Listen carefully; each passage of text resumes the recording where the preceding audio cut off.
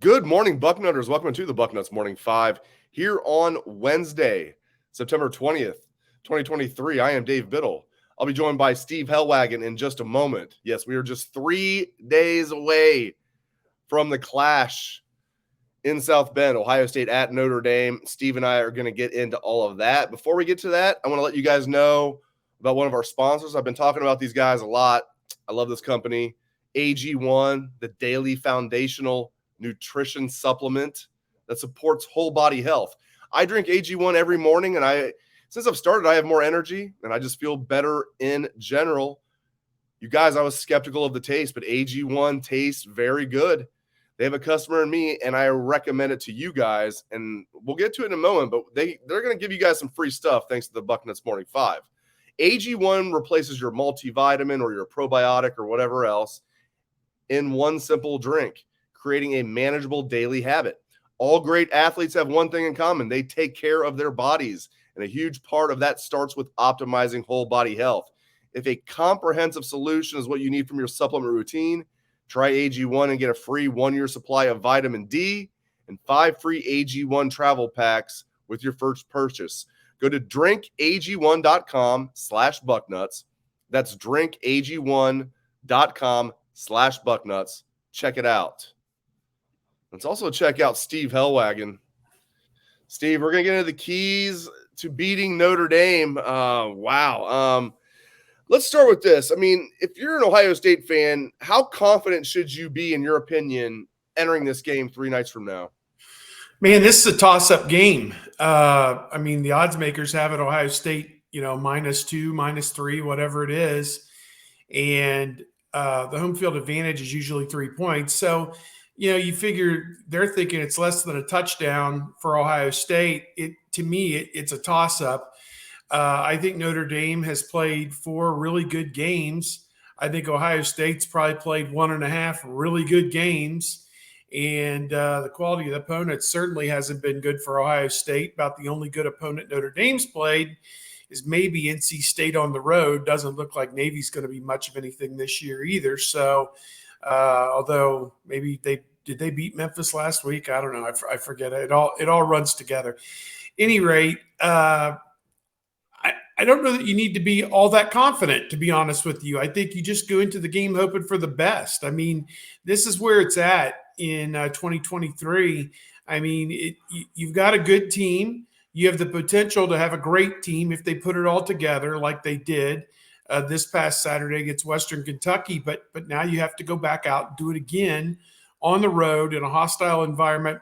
There are a lot of factors, a lot of reasons why you wouldn't pick Ohio State to win this game. But I think, just the same. I mean, they've got some great players on their side of the ball as well. You talk about Marvin Harrison Jr. and potentially JT Tuimoloau, if he has a breakout type game.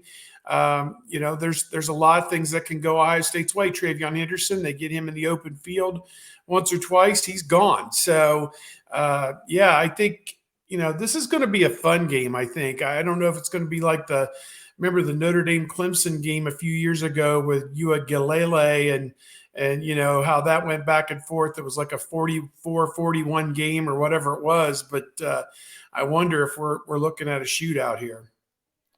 By the way, Memphis came back and beat Navy last week, 28-24 in Memphis. Midshipman had a lead, and Memphis came back and won that game 28-24. All right, so let's start with the defense. Keys to beating Notre Dame. Obviously, you got to contain Hartman, and it's the old Dan Patrick, you're not going to, you can only hope to contain him, like you're not going to shut him down. You can only hope to contain him. He's not a great quarterback, but he's a very good college quarterback. Dare I say, maybe he is a great college quarterback, at least a very good college quarterback. What are the keys to containing Hartman in this game, Steve? Well, I think you have to do what you did this past week against Western Kentucky. And I heard Jim Knowles talk today, and one of the questions I would have had was similar to what I think it was Nathan Baird sitting next to me asked the question about the pass rush. And to me, their quarterback, Austin Reed, was under constant duress from what I could discern. And I think I wrote down at least 6 or 7 times where he was under duress to the point where he just threw it out there and there was not a human being anywhere near where he threw the ball, whether he threw it over to the sideline or just into an open area back toward the line of scrimmage or whatever. He just had to get out of the play because he was going to get sacked. So that's the kind of pressure that Ohio State needs to exert on Hartman. And it's not entirely sacking him 4 times or 3 times or something like that, although you always take that because it puts them behind and down in distance. On 3rd down, it means they got to punt the ball or kick a field goal. So to me, what I saw with Reed, they were getting in his face and making him make a decision with the football before he was ready to make it. And I think that impacted how poorly Western Kentucky was able to play. They're not used to that type of stifling type pressure. It was a mismatch in some regards, Big Ten versus a Conference USA opponent. But Ohio State finally flexed its muscles and took advantage of the mismatch, which they hadn't done against Indiana or even Youngstown State. So to me, that's the kind of pressure you have to exert on Sam Hartman, is make him uncomfortable. Now, the flip side of that, and one other part of that is your coverage. I think Denzel Burke, what is it? Water covers 2/3 of the earth, and Denzel Burke covers the other 1/3 or something like that. He's been fabulous. Now, they're stepping up in class, going to be better route runners, faster receivers, bigger, stronger receivers this week. Is he going to be able to play the same kind of Denzel Burke great coverage game? We're going to find out. But the coverage has been very good. There was a pass interference penalty here or there. A safety got burned for a big play here or there. I mean, you can give up a couple plays a game if you have to, but you don't want to. But to me, the other part of it is Hartman is a great distributor of the football. We talked about it yesterday on our instant reaction. The stats kind of are glaring. 17 people have caught passes in 4 games. 9 of them have scored touchdowns on receptions in 4 games. Those are pretty glaring statistics, and just kind of shows you what kind of a distributor Hartman is. And one more thought on him.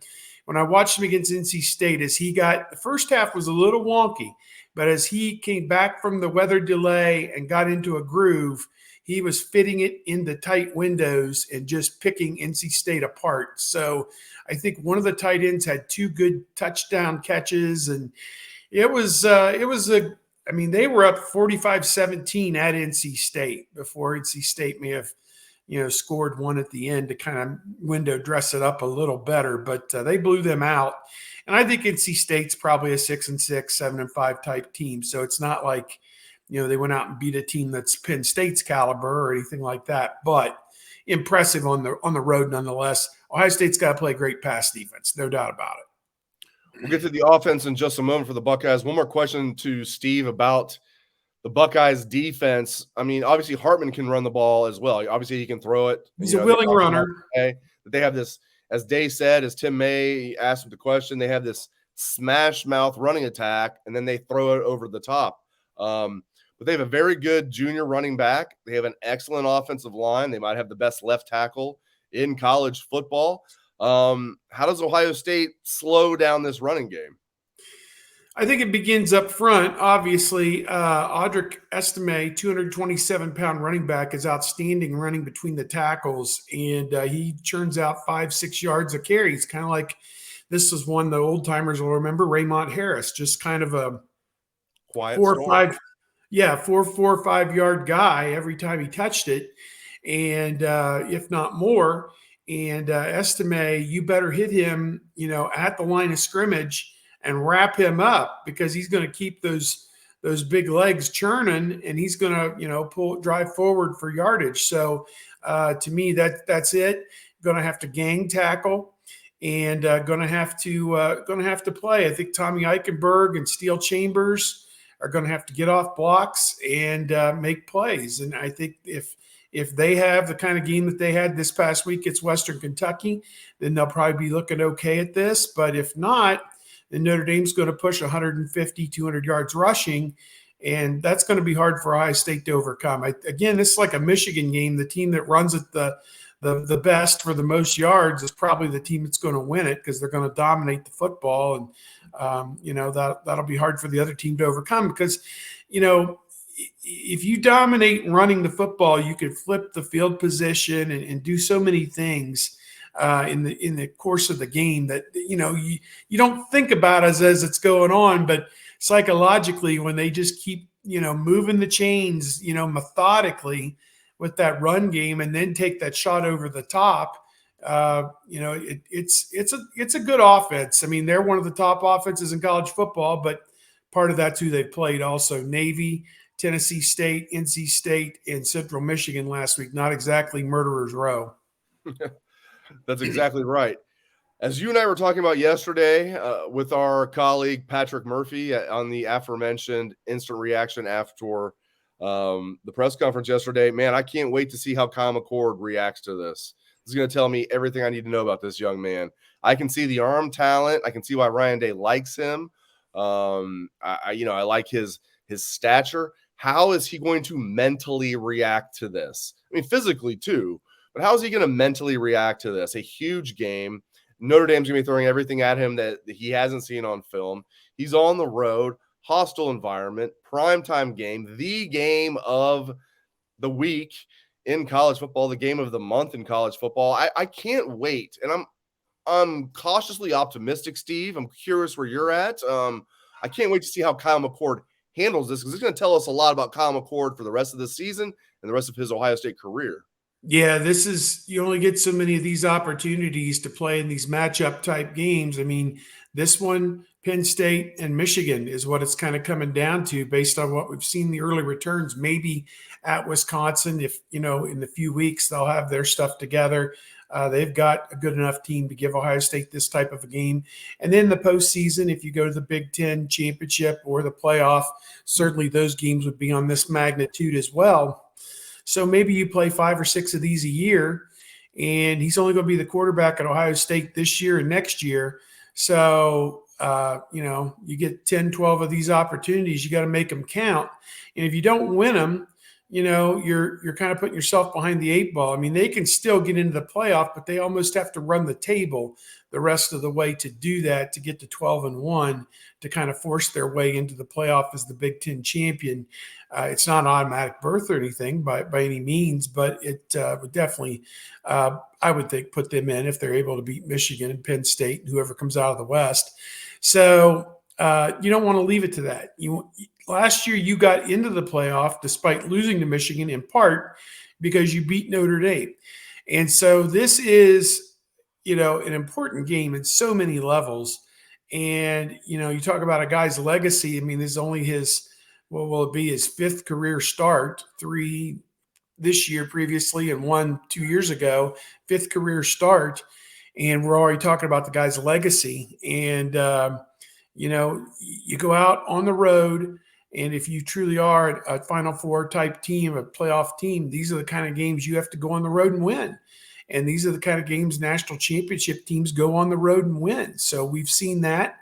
And that's what this Ohio State team is being tasked to do. Either you get it done or you don't. And, we know what the score is. So I look at it, is it a referendum game on Ryan Day? No, not by any means. There's so many more games left to play this season. But for Kyle McCord, I mean, just think of the benefit if he goes out there, throws for 250 yards, a couple touchdowns, avoids an interception, they win the game, and now he's got that experience in his back pocket, and it really serves him well when they go on the road later in the year at Wisconsin, at Michigan. It just means so much. So, yeah, there's this. All eyes are going to be on number 6 to see how he responds. And I thought he did great this past week coming back from an early turnover. That second quarter, they said, send that one to the Louvre. That was pretty good. Steve and I are going to get back to Ohio State football in just a moment. Stick with us. I want to tell you guys about another one of our great sponsors, Jonathan Green Grass Seed. They have a message for you guys in a way you can get a great deal. If you're watching on YouTube, you can see on the ticker right now. Here is their message for you. Hey there, Bucknutters. Do you want your lawn to be the best on the block, but not sure where to start? That's where Jonathan Green comes in. Their lawn care products are the secret to achieving the lawn of your dreams. With over 130 years of experience, Jonathan Green is a name that you can trust for quality lawn care. Their Black Beauty grass seed is especially formulated to thrive in your region, whether you're in the Midwest, Northeast, or anywhere in between. Planting Jonathan Green grass seed is easy. Just spread it on your lawn, water it, and watch it grow. It's that simple. In no time at all, you'll see thick, lush, dark green grass that's the envy of your neighborhood. And here's the best part, Buckeye fans. Jonathan Green grass seed is naturally dark green in color. That means you'll spend less money on fertilizer and your lawn will look amazing all season long. And this grass seed is super drought tolerant, which means a smaller water bill for you. It can stand up to the toughest Ohio summers with ease. Plus, Jonathan Green grass seed has been formulated to be insect and disease resistant. That means less pesticides around your home, creating a safer environment for your family and your pets. So don't wait any longer. Make your neighbors green with envy and turn your lawn into a showstopper with Jonathan Green grass seed. Visit jonathangreen.com. Use coupon code Bucknuts10 to get 10% off your offer. Visit jonathangreen.com and use coupon code Bucknuts10 to get 10% off your order. Jonathan Green, quality lawn since 1881. All right, Steve, let's get back to matters of Ohio State football. We talked about our X factors on our instant replay yesterday, our instant reaction. JT, you can name a bunch of different guys. Pat said Cade Stover. I said JT. You were going to say JT. You mentioned some other guys. You don't have to just name one. Get into some guys, not that we know are going to step up, like Marvin Harrison Jr. There were some guys that, maybe are kind of right on that cusp that really need to step up in this game. How about G. Scott? He's kind of scratched the surface a couple times this year. Maybe they unveil him as a weapon. How about Carnell Tate, the freshman, caught his first touchdown pass the other day against Western Kentucky from Devin Brown. Maybe he's a guy that can get into the end zone and make a big play. Chip Trayanum had a 40-yard touchdown run the other day in relief of Travion Henderson. Maybe he's a guy with this rugged running style that can get in there and mix things up. He played really well against Indiana in the season opener. So, there's three guys right there. Xavier Johnson is a guy who hasn't been heard from yet on offense. Caught touchdown passes against Notre Dame and Georgia last year. Maybe he's a guy that gets it. You're expecting your best players to play their best football in the biggest games, and that's Marvin Harrison Jr., Emeka Egbuka, Travion Henderson. If Notre Dame shuts, any of those three down, to where they're not really a factor in this game. Our famous line is you'll look around in the third quarter and say, for just as an example, is Emeka Egbuka playing in this game? And he's played every play just because he hadn't caught a pass yet. That's kind of our funny line. But let's hope we're not giving each other funny lines like that in the third quarter. Let's hope that they're all getting off and making big plays. Over on defense, unsung hero, guy that would change the game, if he could just hold on to that football. How about Josh Proctor? He's had a couple of interceptions this year go in and out of his hands. And if he gets one from Sam Hartman, that would mean the world. So, maybe him. I think either Sawyer, would it be great if Sawyer and Tui Maloau both have their first sacks of the season in week 4 at Notre Dame against Sam Hartman and the Fighting Irish, one way or the other. I think that would mean the world as well. They're sung heroes. We need those guys to play like what's on the back of their baseball card here and really bring it. So, those are some guys that, they're not down the line guys, but they're guys that Ohio State's counting on to make plays in this game. And they're going to be out there. What we've seen on defense in particular is Jim Knowles is sticking with Sawyer, Tyleik Williams, and Tui Maloau. He is sticking with Chambers and Eichenberg, and he is sticking with Burke, and he is sticking with Proctor and Lathan Ransom. Those 6 or 7 guys, if it is a meaningful play and the game is within 23 points, those guys will be on the field. Forget about CJ Hicks. Forget about, Sonny Styles, last week didn't get to play as much. Forget about, Kenyatta Jackson, Caden Curry, although those guys got to play a little bit as well. that core nucleus of 6 or 7 guys is your defense. And if those guys play great, then they're going to win the game. If those guys are getting trucked and not making plays, then it will not be a good game. Great insights from Steve Helwagen. Appreciate it very much, Steve. Thank you to everybody for tuning in to the show. We appreciate it very much. Hope everyone has a great rest of your day.